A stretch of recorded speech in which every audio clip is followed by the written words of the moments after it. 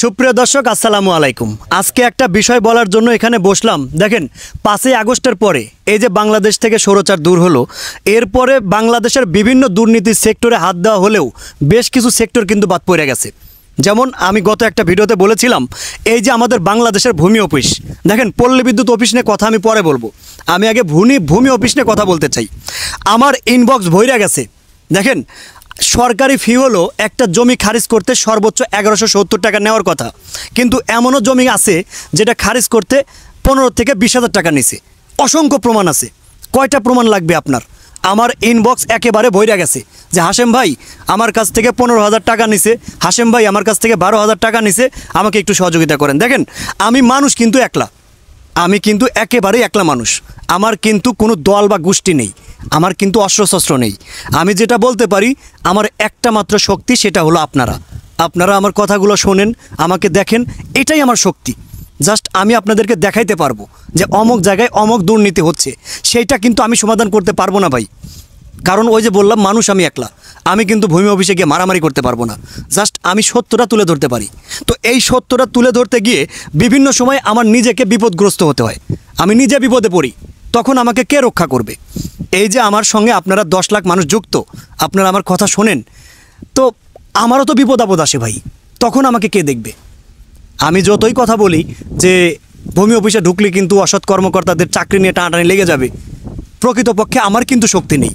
আমি কিন্তু তাকে মারধর করতে পারবো না বা গায়ের জোর খাটাতে পারবো না, কারণ সংখ্যায় তারা বেশি, সংখ্যায় আমি একজন, আমার পাশে কেউ নেই, আমার দল বা গোষ্ঠী নেই, আমার কোনো দল নেই যে আমার সঙ্গে 100 জন মানুষ থাকবে, আমি একা। তবে আমি অসঙ্গতি নিয়ে কথা বলি, এতটুকুন সাহস, এতটুকুন শক্তি আল্লাহ রাব্বুল আলামিন আমাকে দিয়েছে। যে কোনো দুর্নীতির বিপক্ষে কথা বলার ক্ষমতা হাশেম ভাই রাখে। তো আমি যেটা বলতে চাই সেটা হলো, বাংলাদেশের স্বৈরাচার দূর হয়েছে ঠিকই, কিন্তু ম্যাক্সিমাম সেক্টরে এখন পর্যন্ত দুর্নীতি শেষ হয় নাই। আপনি একটাবার ভূমি অফিসের দিকে তাকান, কেন বাংলাদেশের সাধারণ মানুষের কাছ থেকে কেন ভূমি অফিস দুর্নীতি করে এভাবে টাকা খাবে? একটা জমি খারিজ করতে কেন 10,000 টাকা লাগবে, যেখানে সরকারি ফি আছে 1170 টাকা, আমি সেখানে কেন 20,000 টাকা দেব? এই সুযোগটা তো আপনারাই করে দেন।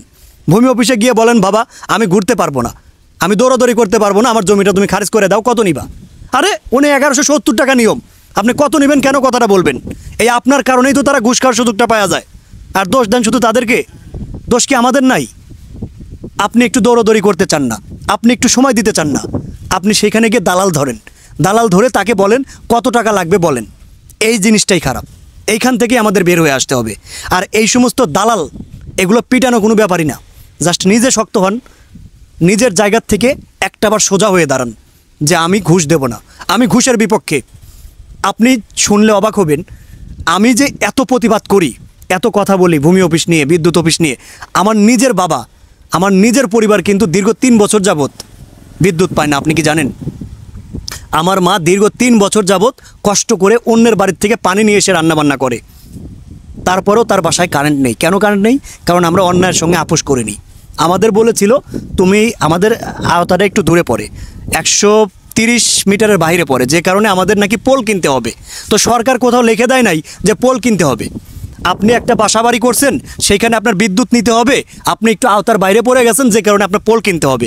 এক একটা পোলের দাম 40,000 টাকা। কেন কিনবো আমি পোল, যেখানে সরকার বলে দিছে কোনো প্রকার পোল কেনার দরকার নাই, প্রত্যেকটা ঘরে ঘরে বিদ্যুৎ মাংনায় ফ্রিতে পৌঁছায় যাবে, সেখানে আমি কেন পোল কিনবো? আমি পোল কিনি নাই বিধায় আমার পরিবার দীর্ঘ 3 বছর যাবৎ বিদ্যুৎ ছাড়া। আপনি বুঝিয়েন, একটাবার বুঝিয়েন।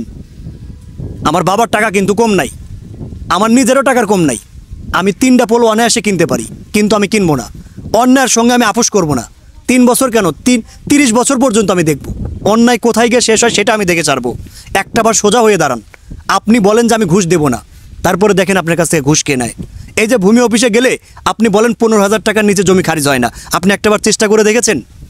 আপনি একটাবার কথা বলে দেখেছেন কেন 15,000 টাকা লাগবে? আপনি নিয়মকানুন জানার চেষ্টা করছেন যে একটা জমি খারিজ করতে কত টাকা লাগে? আপনি একটাবার সরকারি হিসাবটা নেন, 1170 টাকার বেশি আপনার কাছ থেকে দাবি করতে পারে কিনা, এইটা আপনারা জানার চেষ্টা করেন। এটা তো করবেন না, কারণ সুযোগ সন্ধানী তো আপনারাই সুযোগ সন্ধানী। বলেন যে একটু সময় কম লাগবে, ঘোরাঘুরি করতে পারবো না, তো তারা তো খাবেই, তারা তো খাওয়ার জন্য বসে আছে। তবে আমি ঊর্ধ্বতম কর্মকর্তার নিকট একটাই অনুরোধ জানাইতে চাই, এই সমস্ত সেক্টরে আপনারা নজর দেন। এই যে ভূমি অফিস, এইখানে যারা অসৎ কর্মকর্তা আছে তাদেরকে আপনারা ধরেন। সরকার কি তাদের বেতন দেয় না?